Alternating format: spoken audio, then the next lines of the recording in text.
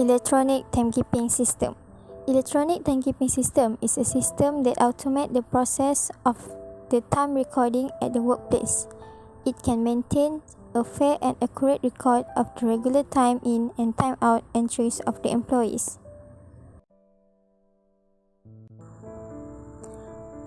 Problems that may occur in the old timekeeping system are: first, employees may record their hours of work incorrectly in a timesheet, or the information may be incorrectly entered into payroll software.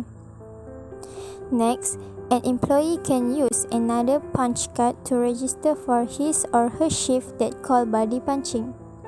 Lastly, the old timekeeping system are ineffective and outdated and give a significant impact on the company performance.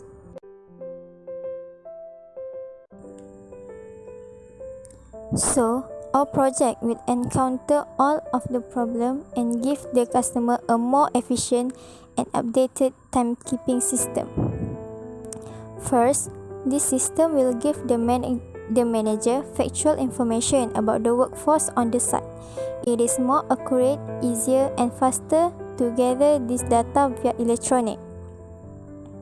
Next, it will let the workers know on how long they have worked on a specific project or task. Third, this updated system will provide the employer a real-time insight about the number of active working hours an employee spend at the workplace. The company management also can conveniently track the regular as well as overtime hour of each employee and make the subsequent addition or alteration in the regular monthly payroll. Lastly, it can make the tracking of the employees present at the workplace as well as those who are absent or on leave much more easier. Objective of the system is to study about timekeeping system process each of the worker, how the system to manage each of the worker at certain workplace. Next is to design system that can maintain accurate, fair time record each of the worker that has been registered. After that, to develop system that can help many company that have problem when manage the many worker at the workplace. For the content and scope of the timekeeping system, for the system will provide scanning place for worker to scan their fingerprint. Next is system will allow worker to check total hour working. The worker can check the total working hour at workplace per day or per month. After that,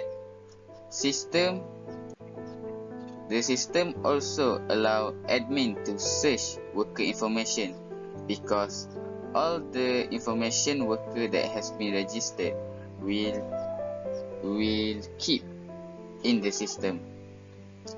After that, the system also allow admin to remove or add a new worker data. For the worker, all the worker that has been registered can use the system. Next, worker can know total hour working, because when worker know the total hour working, the worker can help the worker to estimate their salary.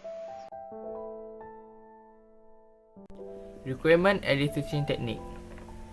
Requirement Elicitation Technique adalah proses untuk mencari keberkesanan sesebuah sistem. Saya dan rakan-rakan telah memilih kuesioner dan juga interview sebagai Requirement Elicitation Technique kami. Ini kerana Electronic Timekeeping System digunakan secara meluas oleh pelbagai kilang-kilang dan juga pekerjaan. Oleh itu, kuesioner boleh ini kerana Kuesioner boleh menampung jumlah respon yang ramai dan juga memperahi persoalan yang tidak terjawab. Bagi kaedah interview yang digunakan, ini kerana mampu mendapatkan maklumat yang terperinci dan solid dari worker.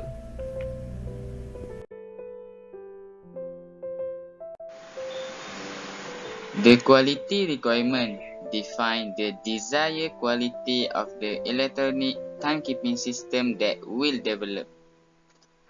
There are 5 different scopes of the requirement that will be followed in the electronic timekeeping system. The first one is the performance. The electronic timekeeping system shall provide the new user only 20 minutes to register their information.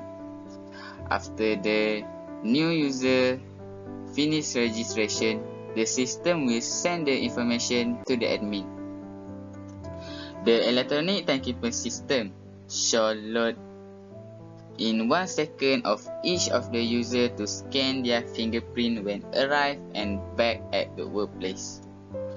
If the scanner of electronic timekeeping system cannot scan the user fingerprint, the system will vibrate and the scanner will scan again for 3 times. The electronic timekeeping system also should not use more than 2 terabyte disk to store all of the related data in system. The last for the performance, the electronic timekeeping system can support only 1,200 users at the workplace. Second scope of the electronic timekeeping system is based on security.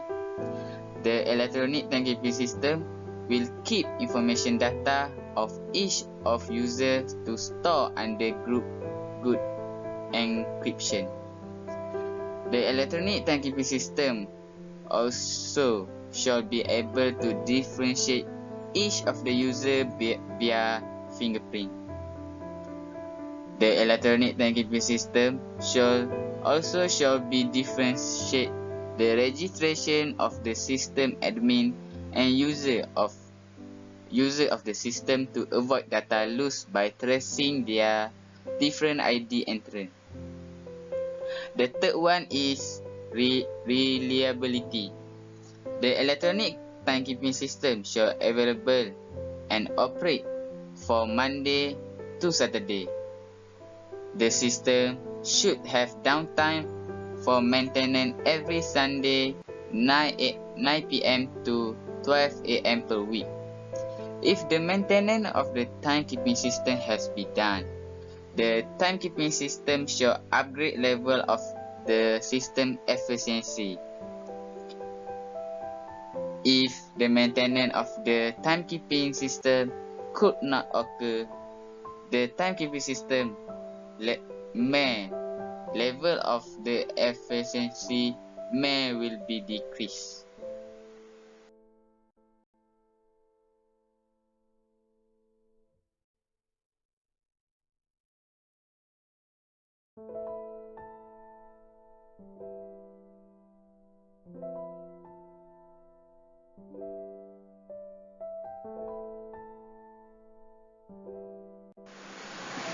The fourth one is usability.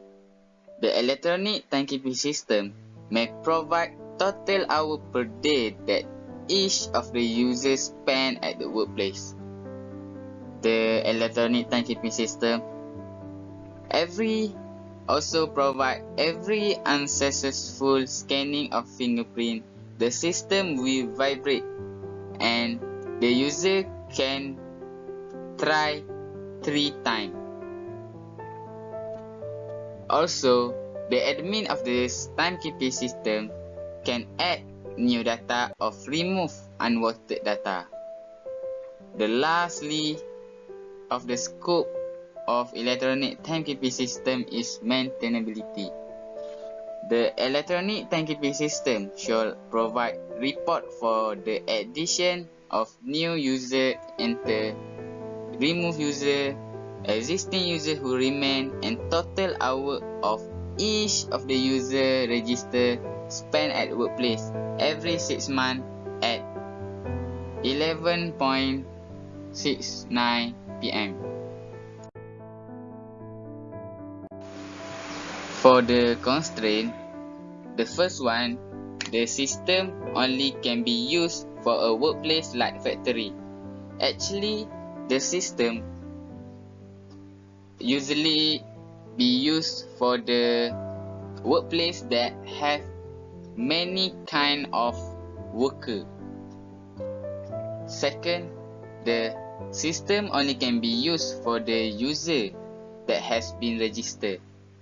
For the user that not been registered yet, they cannot use the system. The third one is only certain user can use the system in one time.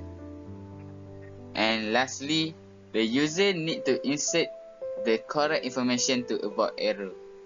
If the user insert the wrong information, the system will detect the error. Context diagram adalah maklumat umum di mana user tidak tahu apa yang berlaku di dalam sistem kita, iaitu Electronic Timekeeping System. Oleh itu, context diagram dikatakan sebagai level kosong. Context diagram mempunyai hubung kait yang rapat dengan data flow diagram. Oleh itu, apa yang berlaku di dalam context diagram ini? Pertama, worker. Worker akan mendaftar dengan memasukkan maklumat peribadi di dalam sistem. Resource manager ataupun staff akan menerima maklumat dari worker. Resource manager akan mendaftar maklumat worker di dalam sistem ini. Oleh itu, worker boleh memasuki sistem untuk mengakses dan mengesahkan kehadiran mereka. Dan juga worker mampu menerima maklumat seperti kehadiran, cuti yang diambil dan overtime. Eksekutif ataupun CEO boleh mengakses sistem untuk mendapatkan maklumat worker dari segi kehadiran, cap jari sebagai pengesahan.